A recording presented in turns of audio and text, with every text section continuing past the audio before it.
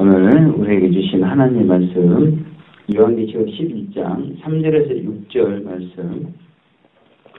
오늘 우리에게 주시는 하나님 말씀은 요한계시록 11장 3절에서 6절 말씀.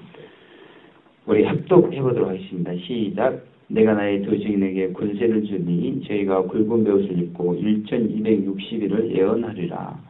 이는 이 땅에 주 앞에 섰는 두 감람나무와 두 촛대니 만일 누구든지 저희를 해하고자 한즉 저희 입에서 불이 나서 그 원수를 소멸할지니 누구든지 해하려면 반드시 이와 같이 죽임을 당하리라. 저희가 권세를 가지고 하늘을 닫아 그 예언을 하는 날 동안 비 오지 못하게 하고 또 권세를 가지고 물을 변하여 피되게 하고 아무 때든지 원하는 대로 여러 가지 재앙으로 땅을 치리로다. 아멘. 할렐루야. 우리 마라나타 인사하겠습니다. 마라나타. 예, 감사합니다. 네, 오늘은 본문의 말씀을 중심으로 두 증인이라는 제목으로 하나님 말씀 살펴보는데요. 하나님 말씀을 통해서 하나님께서 왜 이곳에 성복궤를 세우셨는가, 그 하나님의 뜻, 우리가 사명이라고 할 수 있죠. 성복궤의 사명. 그 사명에 대해서 이 시간 생각을 해보고자 합니다. 그래서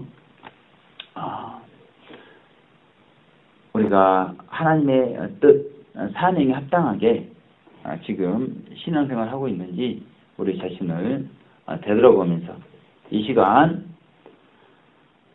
말씀 선포 시간이 우리의 신앙이 변화되는 축복의 시간 되시기를 주님의 이름으로 축원을 드리겠습니다. 우리 3절 다 같이 합독해 보도록 하겠습니다. 시작. 내가 나의 두 증인에게 권세를 주리니 저희가 굵은 베옷을 입고 1260일을 예언하리라. 이렇게 말씀했습니다. 두 증인 나오니까 어떤 분들은 모세다, 엘리야다 이렇게 주장하는 분들이 계시는데 맞지가 않다는 것이죠. 분명히 지금 모세와 엘리야는 24장로님 중에 한 분들로서 부활체를 입고 있을 텐데 11장 7절에 보게 되면 적 그리스도에 의해서 두 증인이 순교하는 사건이 기록이 되어 있습니다. 모세와 엘리야가 두 증인이라면 적 그리스도에 의해서 순교되는 일이 있을 수가 없는 일이죠. 그러므로 모세와 엘리야다 하는 이런 주장은 잘못된 주장인 것이죠. 다만 세례 요한을 엘리야의 심령과 능력을 가지고 주 앞에 먼저 서서 주의 길을 준비하는 그런 사명을 감당했죠. 그것이 누가복음 1장 17절에 기록이 되어 있는데요.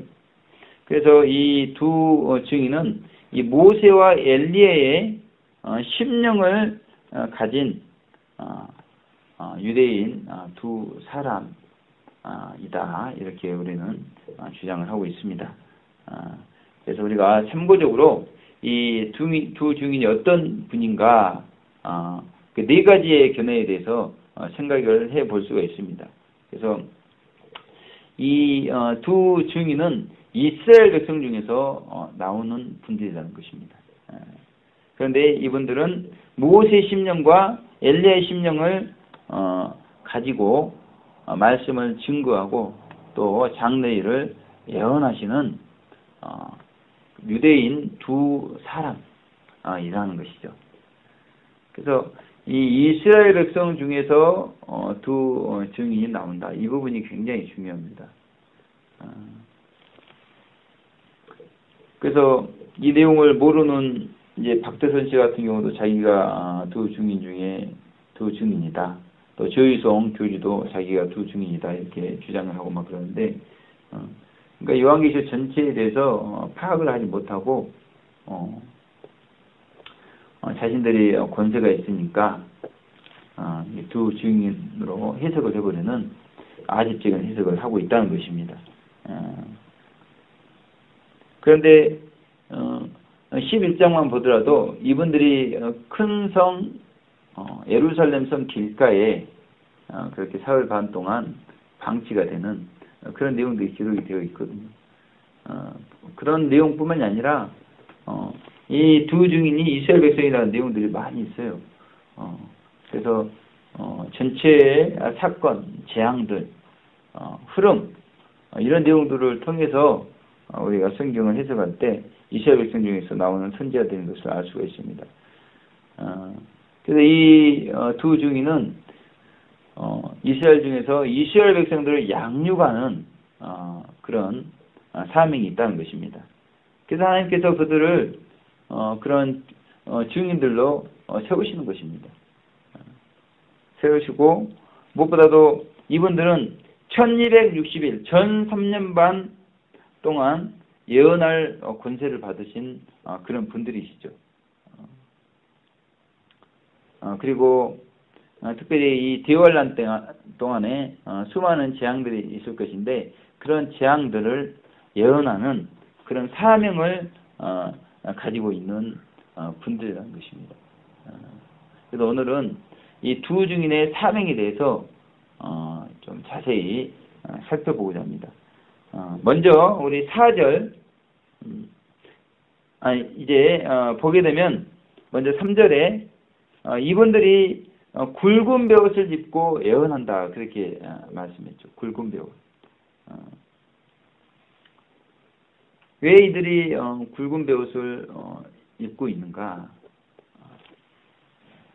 이스라엘 백성들이 이제 예루살렘 성에 예수님께서 입성하시고 한일이면 천년왕국이 그들이 그토록 고대에서 천년왕국이 오는데 5일 만에 예수님이 십자가에 못 박는 사건이 있었다는 것이죠. 그러면서도 그 메시아를 죽인 죄를 아직도 회개하지 않고 있다는 것입니다. 그래서 이 두 증인에 의해서 이스라엘 백성들이 대대적으로 그 크나큰 죄악을 회개하는 그런 일들이 있게 될 것을 굵은 베옷을 입고 있는 모습으로 보여주고 있습니다. 뭐 예수님을 죽인 죄만 죄가 아니죠. 그들이 또 자부하면서 이렇게 살아가지만 그들의 삶의 내용을 보게 되면 육적인 행실들이 많이 있다는 것입니다. 그래서 정말 하나님께서 대환란을 허락하신 목적은 우리의 그런 죄악들을 철저히 정결케 하시려고 하는 목적이 있기 때문에 두 증인에 의해서 이스라엘 백성들이 육적인 행실들을 회개하는 역사가 있을 것인데 그런 사역을 두 증인이 감당을 한다는 것입니다. 그리고 특별히 예언한다 그렇게 말씀하고 있죠. 장래 일을 예언을 하고 하나님께서는 그들이 예언한 대로 그대로 이루어지시는 역사가 있게 되어진다는 것입니다. 무엇보다 우리가 이 두 증인처럼 굵은 베옷을 입는 것이 굉장히 중요합니다. 그런데 특별히 다윗처럼 온수를 위해서 두 굵은 베옷을 입는 것이 굉장히 중요합니다. 시편 35편 13절에 보게 되면 제가 봉독해 드리겠습니다. 나는 저희가 병들었을 때 굵은 베옷을 입으며 금식하여 내 영혼을 괴롭게 했더니 내 기도가 내 품으로 돌아왔도다. 그 다윗이 그렇게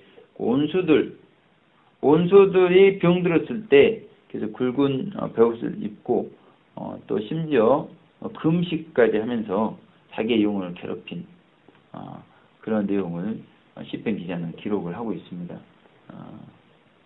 자신을 위해서도 굵은 베옷을 입어야 되고 그리고 사랑하는 이웃들 위해서도 굵은 베옷을 입어야 되겠지만 특별히 온수를 위해서도 다윗처럼 금식까지 해가면서 자기 영혼을 괴롭히기까지 해가면서 굵은 베옷을 입고 있다는 것입니다. 이 다윗이 구약에 이기신 분 24장로님 중에 한 분이시잖아요. 다윗 말고도 이사야 선지자께서도 이제 유다 이스라엘은 멸망을 당하고 유다도 이제 하나님의 심판 가운데 멸망을 당하게 되고 그제서야 화려한 옷을 대신해서 굵은 베옷을 입을 것을 예언을 해 놓았습니다. 제가 이사야 3장 24절 봉독이 되겠습니다. 그때 썩은 냄새가 향을 대신하고 노끈이 띠를 대신하고 대머리가 숱한 머리를 대신하고 굵은 베옷이 화려한 옷을 대신하고 자자한 흔적이 고운 얼굴을 대신할 것이며 그렇게 말씀하고 있습니다. 사실은 다니엘이 왕족 출신이기 때문에 바벨론 포로로 끌려가지 않았다면 화려한 옷을 입었을 것이에요. 그런데 바벨론의 포로로 끌려가서 사실 이제 다니엘 9장 3절에 보게 되면 다니엘이 자신의 죄와 이스라엘 민족의 죄를 자복할 때 베옷을 입고 있는 모습이 기록이 되어 있습니다. 이사야 선지자께서 예언한 내용이 다니엘 가운데 이루어지고 있다는 것입니다. 그래서 다니엘 9장 3절에 보게 되면 내가 금식하며 베옷을 입고 죄를 무릅쓰고 주 하나님께 기도하며 강구하기를 결심하고 이렇게 말씀하고 있습니다. 대환란의 사역자 두 증인이 굵은 베옷을 입고 그렇게 사역을 하고 있고요. 또 구약에 이기신 분들 다윗, 다니엘 이런 분들도 베옷을 입고 그렇게 원수까지도 위해서도 정말 기도하는 모습을 우리 가운데 보여주고 있습니다. 문제는 이 두 증인이 1260일 동안 이렇게 굵은 베옷을 입고 사역을 하는데 이 두 증인만 전 3년 반 동안에 굵은 베옷을 입고 사역을 해야 될 것인가? 그렇지 않다는 것이죠. 이 전 3년 반 동안에 어마어마한 일들이 일어나잖아요. 이 두 증인이 예언한 대로 첫째, 둘째, 셋째, 넷째 나팔이 전 세계적으로 그래서 3분의 1의 흉년 재앙이 생기지 않습니까? 대대적으로 보도가 되지 않을까 그런 생각을 해보게 되는 것이죠. 저희는 자꾸 이제 요한계시록 중심을 하다 보니까 첫째, 둘째, 셋째, 넷째 나팔, 천사가 불 나팔, 그리고 그것이 땅에 바다에 강들 물샘 그리고 하늘에 이루어질 내용에 대해서만 포커스를 맞추는데 실질적으로 이 두 증인이 예언을 했기 때문에 그 예언한 대로 실제로 땅에 그 다음에 기타 다른 곳에 이루어지는 그래서 이 두 증인의 사역이 참으로 놀라운 사역이 되는 것이죠. 그래서 TV에 보도가 안 되지 않을 수 없겠다 그런 생각을 해보게 되는 것입니다. 그리고 이제 흉년 재앙도 너무나 어려운 재앙인데 그 이후에 이제 첫째화 5달 황충 재앙이 그래서 무적인으로부터 모든 악령들이 올라와 가지고 얼마나 극심하게 사람들을 괴롭히지 않습니까? 그것도 힘든데 이제 둘째화 6째 나팔 재앙 통해서 전 세계 3차 세계대전이 일어나면서 20억 이상이 죽게 되는 그런 일들이 있게 되면서 그 가운데 두 증인에 의해서 이스라엘 백성들이 양육을 받게 됩니다. 그런데 이스라엘 백성들만 그렇게 양육을 받아야 되는가? 그것이 아니죠. 이스라엘 백성보다 더 수많은 사람들이 그 전 3년 반 동안에 양육을 받아야 되는 것입니다. 그렇다면 이스라엘 백성들 외에 그 많은 사람들이 수많은 자범죄를 범하면서 온 세상이 정말 아수라장이 되어질 것인데 이들의 죄를 위해서 누가 굵은 베옷을 입을 것인가? 두 증인만 굵은 베옷을 입으면 문제가 해결되는가? 그렇지 않다는 것이죠. 우리가 우리 자신의 죄 우리도 이런 극악한 상황에서 죄를 범할 수밖에 없는 상황에서 죄를 범할 것이 아니겠습니까? 우리의 죄 그리고 우리 이웃들의 죄 그리고 또 이스라엘 백성들의 죄를 위해서 굵은 베옷을 입어야 된다는 것입니다. 그래서 오늘 이와 같이 두 증인이 굵은 베옷을 입은 장래 일의 내용을 통해서 하나님께서 우리에게 주시고자 하는 교훈의 내용이 무엇인가?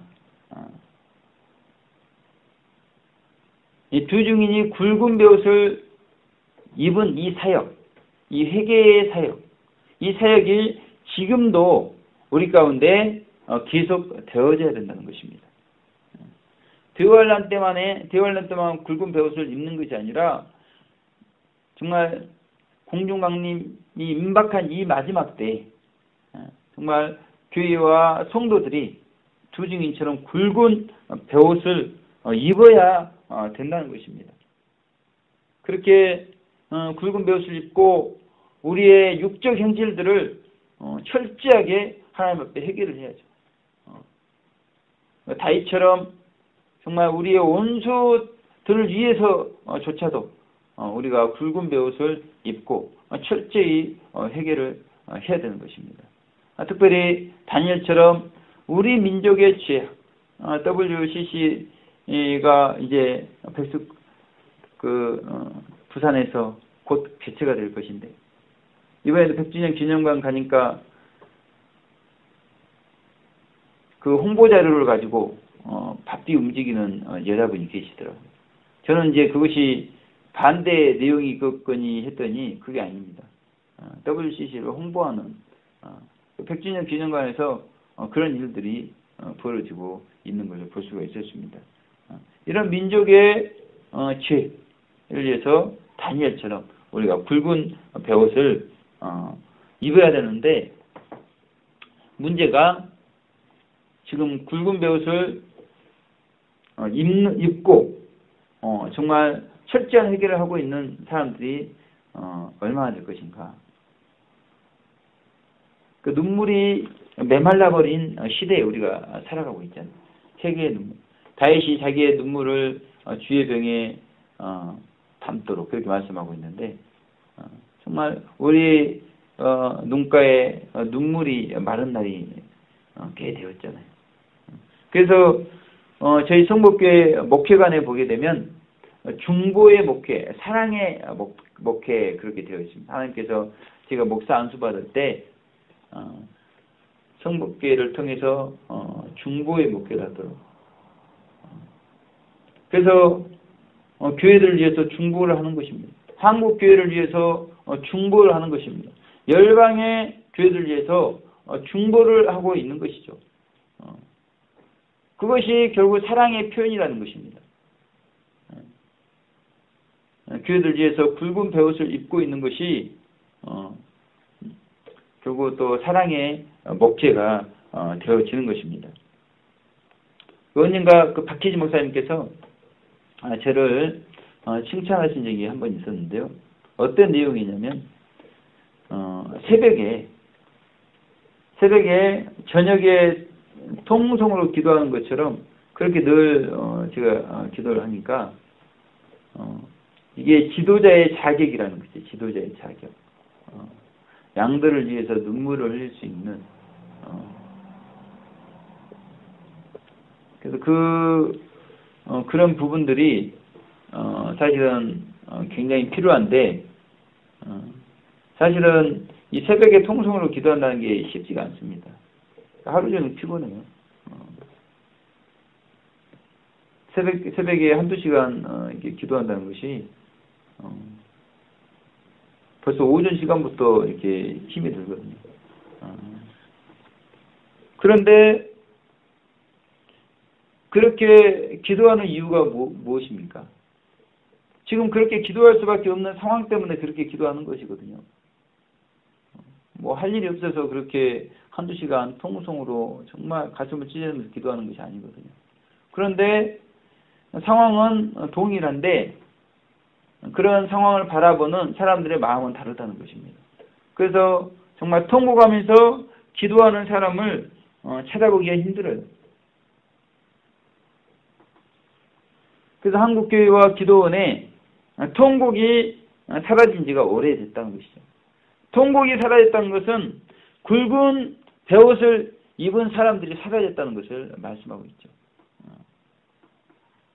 너무나 안타까운 현실입니다. 기도는 해요. 주여 삼창하고 기도합시다. 기도는 하는데 그렇게 불을 붙여주니까 기도는 하지만 정말 내면 깊숙한 곳에서부터 올라오는 통곡이 사실은 사라진 지 오래입니다. 사람들의 마음이 정말 먼 하늘 뜬 구름만 쳐다봐도 언제 주님 오시려나, 하루 3번 이상 천국도 생각하지 않고, 천국도 생각하지 않은 사람들이 그 성전 안에 보좌를 바라볼 이유가 없죠. 그러한 신앙의 모습 가지고 어떻게 통곡이 나올 수가 있겠는가. 통곡이 안 나오는 게 사실은 당연합니다.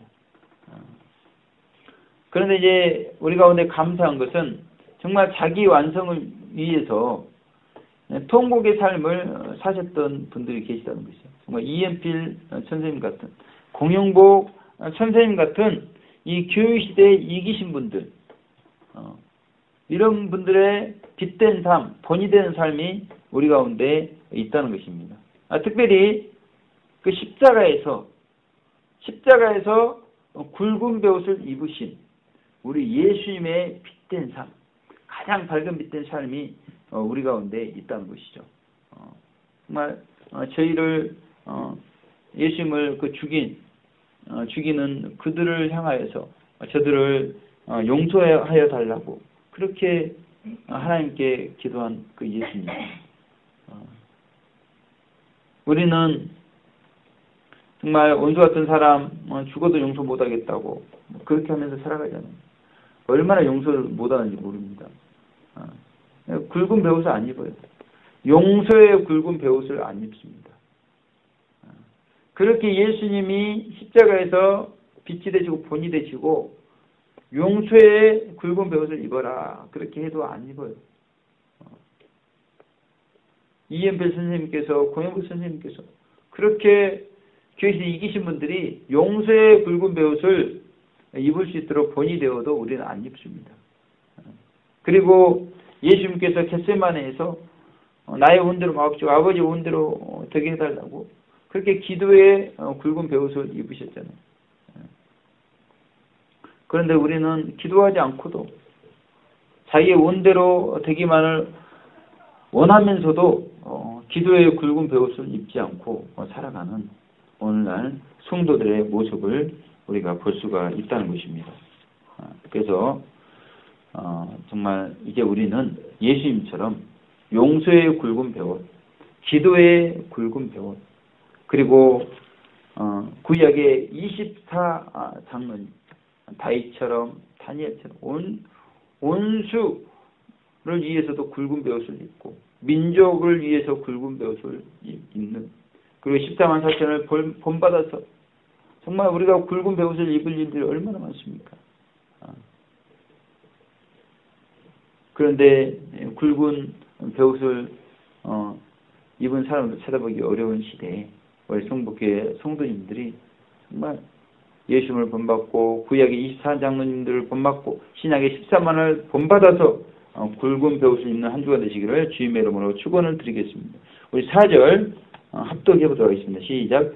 이는 이 땅에 주 앞에 섰는 두 감람나무와 두 촛대니 그렇게 말씀하고 있습니다. 그래서 이 두 증인께서 1260일 전 3년 반 동안에 이제 땅에서 일하시는 그리스도의 증인들, 주님의 증인들이라는 것이죠. 이 두 증인을 두 감람나무라고 이렇게 표현했습니다. 이 감람나무는 기름을 짜는 나무인데 두 증인을 상징적으로 보여주고 계시죠. 그래서 요한계시록에 숫자가 나오면 해석의 근거가 없으면 그냥 실제 수로 해석하도록 그렇게 말씀하고 있습니다. 그래서 두 감람나무 그러면 그러니까 두 사람인 거예요. 두 사람. 그래서 이분들은 이스라엘 백성들이 회개하도록, 그래서 이들이 양육될 수 있도록 그런 사명을 감당하신다는 것입니다. 그래서 회개를 하려면 말씀이 있어야 되잖아요. 무엇이 선이고 무엇이 악인지 알아야 회개를 하기 때문에 그 말씀을 통해서 이들이 회개하고 양육받을 수 있도록 그런 성령의 기름을 공급하는 사역자들이라는 것입니다. 그리고 이들을 두 촛대라고 이렇게 말씀하고 있는데 촛대는 교회를 상징하잖아요. 이것은 1장 20절 말씀에 분명히 기록이 되어 있기 때문에 그래서 이 예루살렘 성 안에 있는 두 교회에서 이들이 말씀으로 성령의 기름을 공급하는 사역을 한다는 것이죠. 중요한 게 뭐냐면 이 두 감람나무와 두 촛대를 우리가 뗄래야 뗄 수가 없다는 것입니다.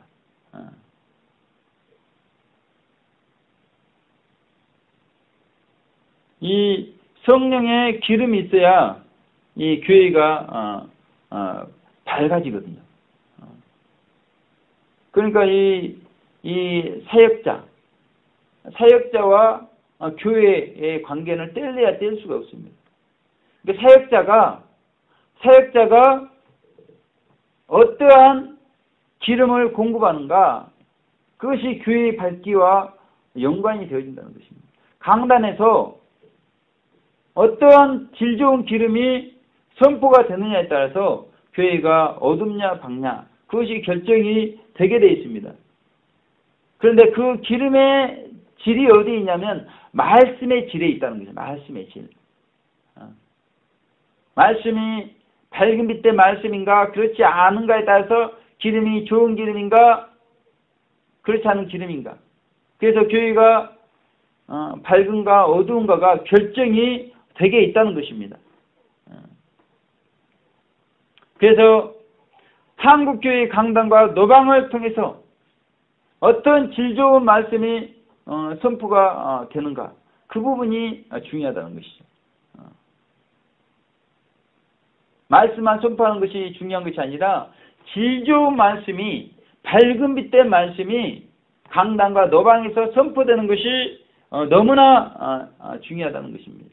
그랬을 때 권세가 나타나게 돼 있어요. 권세가. 그러므로 이 선포자의 삶이 매우 중요한 것을 우리 가운데 말씀하고 있습니다. 결국 삶에서 교회의 생명이 달라지게 되어 있습니다. 교회의 밝기가 달라지게 되어 있습니다. 특별히 교역자의 밝은 빛된 삶, 이 삶을 통해서 강단에서 밝은 빛된 말씀이 선포가 되어지고, 그 밝은 빛된 말씀을 통해서 성령의 기름, 질 좋은 기름이 교회에 공급되어질 때 교회가 밝게 빛을 발하면서 어두운 세상을 변화시키게 되어 있다는 것입니다. 거기에 권세가 있는 것이에요. 거기에. 그래서 하나님께서 3절에 보게 되면 내가 나의 두 증인에게 권세를 주리니 그렇게 말씀했습니다. 그러니까 두 증인의 삶이 하나님께서 은혜를 베풀어 주실 수 있는 그런 삶의 내용이 있었기 때문에 두 증인의 입술에 그 선포되는 말이 권세가 있었고, 그 권세로 말미암아서 이스라엘 백성들이 양육을 받을 수가 있는 것입니다. 배후에서 아무리 붉은 영이 이스라엘 백성들을 핍박하고 괴롭혀도 그 두 증인의 입술의 권세의 말씀을 통해서 이스라엘 백성들이 통이하면서 그렇게 양육이 되어지는 놀라운 은혜가 있다는 것입니다. 결국 근본적으로 하나님의 은혜를 통해서 교회는 새로워지고 밝아질 수 있는 것을 말씀하고 있는 것이죠. 그런데 그렇게 은혜를 받기 위해서는, 하나님의 권세가 나타나기 위해서는 교역자가 겸손한 교역자, 겸손하게 끝까지 사역할 수 있는 그런 모습이 매우 중요한 것을 말씀하고 있습니다. 그래서 이런 하나님의 은혜가 있을 때 사명자는 사명을 완수를 할 수가 있게 됩니다. 그 5절 6절에 보게 되면 불이 하늘에서 내려오고요, 비가 오지 않도록 하니까 비가 오지 않고, 물이 피가 되도록 하니까 피가 피로 변하는 이러한 놀라운 권세, 두 증인 가운데 나타날 수 있었던 것은 두 증인이 그렇게 겸손하게 하나님의 말씀대로 빛된 삶을 먼저 살아가기 때문에 가능했다는 것입니다. 그래서 교역자뿐만이 아니라 성도님들도 마찬가지죠. 이 성복교의 승패가 어디에 있는가? 그것은 이 회개의 50%가 달려있다고 봐야 됩니다. 회개. 그리고 말씀에 50%가 달려있다고 봐야 돼요. 그래서 100% 우리의 삶을 통해서 성복교의 승패는 갈려지게 되어 있다는 것입니다. 근데 이제 성복교를 생각할 때 안타까운 것은 제가 회복과 부흥을 위해서 이렇게 기도하고 지금 노방을 통해서 한국교회 성도들이 깨어나고 있습니다. 그러니까 저희가 늘 보잘것없는 교회라고 하는데 성복교를 통해서 한국교회가 지금 깨어나고 있는 놀라운 역사가 일어나고 있거든요. 우리 성도님들이 참여를 이제 안 하니까 내용을 자세히는 모르겠지만 제 강단에서 가끔씩 진행되는 내용을 말씀을 드리잖아요. 놀라운 역사가 일어나고 있는 것입니다. 그런데 문제는 우리 성도님들의 헌신이 부족하다는 것이죠. 타교단 목사님들이 감동을 받아가지고 그렇게 후원을 하고 그리고 타교의 성도님들이 뭐 저하고 전혀 상관도 없는 성도님들인데 성령님의 감동에 의해서 자원하는 헌금을 이렇게 통해서 지금 노방에서 한국교회 성도들, 지교회들이 깨어나고 있는데 교회의 주체인 교회가 자원을 하지 않는다는 것입니다. 이것이 매우 안타깝다는 것이죠. 주말 SOS 모임, 월간 지교회 순방, 샤우팅 전도와 부흥회 이런 일들을 통해서 실질적인 열매들이 맺혀지고 있고 눈으로 보여주고 있습니다. 산정교회는 계속해서 목사님뿐만이 아니라 사모님까지 나오고 성도님들 5분이 나오셔가지고 전도를 하셔요. 그리고 이제 은혜가 되니까 이제 예전에 했던 부침개 전도 예전에 했었는데 이제 지금 못하고 있는데 그 부침개 전도와 샤우팅을 같이 합쳐가지고 하면 좋겠다. 그런 좋은 의견도 내주고 계시다는 것입니다. 놀라운 것은 제가 감동받은 것은 춘천에 그 몸이 안 좋으신 권사님이세요. 누구보다 건강이 좋지 않습니다. 누구보다 또 거리가 멉니다. 근데 그 권사님께서 오전 11시에 샤우팅 전도를 참석하기 위해서 춘천에서 아침부터 올라오신 겁니다. 뭐 제가 올라오라고 그래서 올라오시겠어요? 성령님의 감동에 의해서 그런 역사들이 이루어지고 있다는 것입니다. 지금 이제 샤우팅 전도 사람들 수가 2자리, 진리 증거 사람들 수가 2자리. 그래서 수만에 이런 역사가 있을 것이다 그랬는데 수천하면 3자리지 않습니까? 수만하면 4자리잖아요. 자꾸 이렇게 하나님께서 놀라운 회복과 부흥을 이루고 계시다는 것입니다. 이제 어제는 어떤 사모님께서 정말 짧은 시간에 차량을 구입을 하셨어요. 샤우팅 전도에 사용하시기 위해서 갑작스럽게 그렇게 전폭적인 헌신을 통해서 하나님께서 노방에 놀라운 역사를 일으키고 계시고 결국 그 일을 통해서 한국교회 성도들을 깨우고 계시다는 것입니다. 얼마나 하나님께서 이 노방의 샤우팅을 정말 급하게 사용하고 계시는지요. 계시 내용을 보더라도 정말 이 노방의 샤우팅은 순수하게 헌신적으로 그래서 하나님께서 정말 기뻐하시고 가장 기뻐하시는 이런 사역인데 하나님께서 이렇게 초점을 맞추다 보니까 하나님께서 정말 이 태풍처럼 사용하시는 그런 내용들이 나타나고 있다는 것입니다. 그게 중요한 게 지금 이 전 3년 반 동안 두 증인이 회개와 말씀 사역을 강력하게 이제 하시는데, 이런 일들이 우리 가운데 지금 강력하게 일어나야 된다는 것입니다. 두 증인이 굵은 베옷을 입고 철저하게 이스라엘 백성들 회개하도록 했다면, 우리도 지금 굵은 베옷을 입고 우리 자신과 교회와 또 이 민족의 죄를 위해서 철저히 회개를 해야 되는 것이죠. 그리고 정말 두 증인이 기름을 짜내는 심정으로 말씀으로 이스라엘 백성들 양육했다면, 우리도 정말 우리에게 주신 최고의 진리, 성경의 핵심 진리를 짜내야 되는 것입니다. 짜내야 되는. 성경 66권의 핵심적인 진리를 성경의 핵심 진리가 짜냈다면, 성경의 핵심 진리를 또 짜내야죠. 그래서 요한계시록이 우리 가운데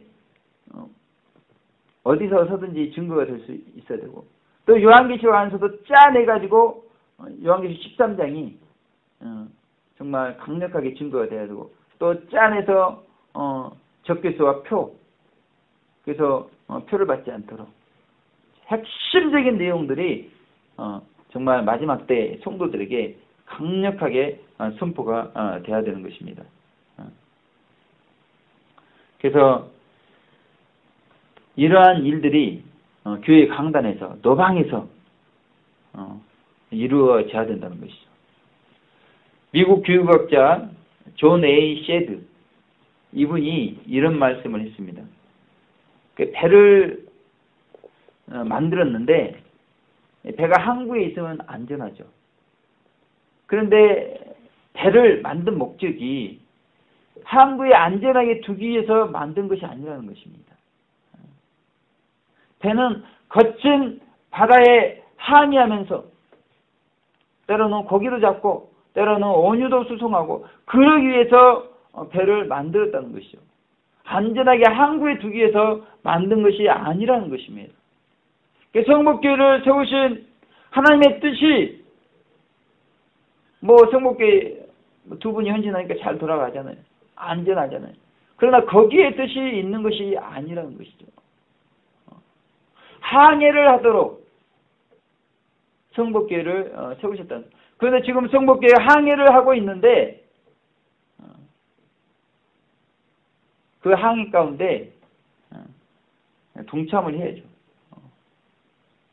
그래서 찬송가 499장 저 장미꽃 위에 이슬, 밤 깊도록 동산 안에 주님과 함께 있고 싶은 겁니다. 이 시의 저자는. 그런데 괴로운 세상에 할 일이 많다는 것이죠. 그래서 자기에게 예수님께서 가도록 명하시는 것 같은 그런 음성을 듣게 되는 것입니다. 이 찬송가 저자가 들었던 그 음성을 우리가 들어야 되는 것이죠. 가라, 명하신다. 그 음성을 우리가 들어야 된다는 것입니다. 그래서 시편 94편 16절에 보게 되면 누가 나를 위하여, 누가 나를 위하여, 이것이 반복이 되어 있습니다. 누가 나를 위하여 일어나서 행악자를 치며, 누가 나를 위하여 일어서서 죄악 행하는 자를 칠고. 정말 이 세상이 얼마나 많은 사람들을 미혹하고 있는지 모릅니다. 이 세상이 마치 행악자와 같아요. 그 세상을 향해서 주님의 입술이 되어가지고 세상을 칠 수 있는, 그러니까 누가 나를 위해서 그렇게 노방에서 외쳐줄 것인가? 노방에서 선포해 줄 것인가? 누가 나를 위해서 일어나고 일어서서 그런 일들을 할 것인가? 그렇게 주님이 우리에게 물어보고 계시는데, 저 장미꽃 위에 있을 찬송가 저자처럼 그 음성을 들을 수 있는, 그래서 우리 주님의 마음을 느끼고 우리 주님의 눈물을 느낄 수 있는 우리 성복교회 모든 성도님 되시기를 주님의 이름으로 축원을 드리겠습니다. 기도하겠습니다. 하나님 아버지 감사합니다. 두 증인의 사역이 오늘 이 시대 우리 가운데 지속되게 하시고, 아버지 하나님, 그러므로 우리가 철저히 회개하고, 그러므로 더욱더 말씀을 짜내는 그러한 열심히 우리 가운데 회복되기를 간절히 기도합니다. 아버지 하나님, 주님은 누군가를 보내셔야 되는데 누가 나를 위하여 일어설고, 누가 나를 위하여 또 일어날고, 그렇게 우리 주님 말씀하고 있습니다. 하나님 아버지, 저 장미꽃 위에 있을 찬송가 저자가 들었던 음성, 가라, 헌신하라, 항해하라, 우리 가운데 말씀하시는 주님의 음성을 들을 수 있도록 인도하여 주시옵소서. 감사드렸고 예수님 귀하신 이름으로 기도 올려드립니다. 아멘.